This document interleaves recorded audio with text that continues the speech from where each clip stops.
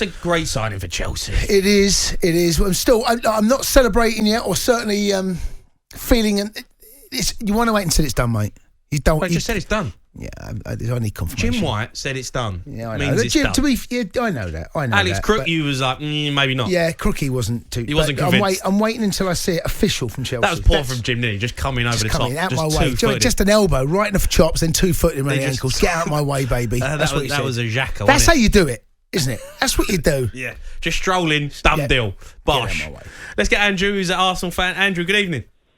Hi guys, how you doing? Thanks for having me on the show. No problem, mate. No problem. Not too bad. Look, just on the transfers, are you happy with it? £150 million spent, all under 23. Is it going to be a successful season? No. In all honesty, I can't see it. I think it's going to be a struggle. To meet that top 10. I think what they have done, they've gone sort of long term, and a lot of unproven players. They've tried to sort of, do the old Arsene Wenger, nick a player here and there, and hopefully he'll turn out to be a good one. And I think there's so many of them. Ben White is obviously a great. A lot of people wanted him. Leeds were after him, and they held out Brighton. But I think it's going to be a longer process than we've had. And I think the way we've been, it's been more reactive signings than proactive. These are signings that have come sort of last minute and scratching around and trying to get... Well, I wouldn't say scratching around, Andrew. I mean, they've signed players early. It's not like they've signed 4 or 5 on the last day of the window. They've signed 1. These other players have been here from the start.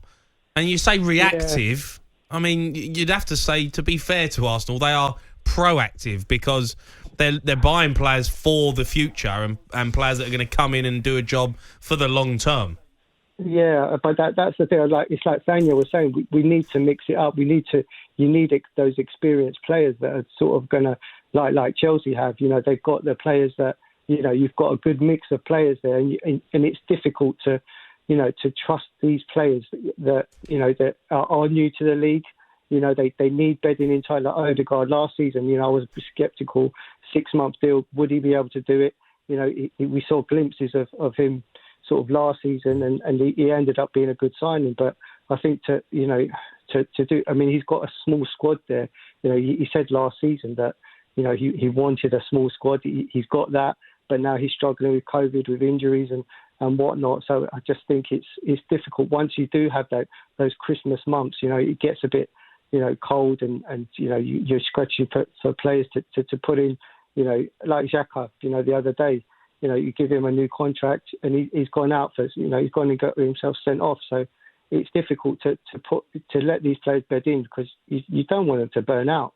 So it's hard to have that longevity there. When we have got a strong 11, we are a good side. But having that strength in depth. Look at Chelsea's bench; they were fantastic. They could bring anyone, Kante on. And Andrew, are you confident you are going to stay up this season? Why are you doing that? I think we'll nick it. I think the skin of our teeth, last day job. So what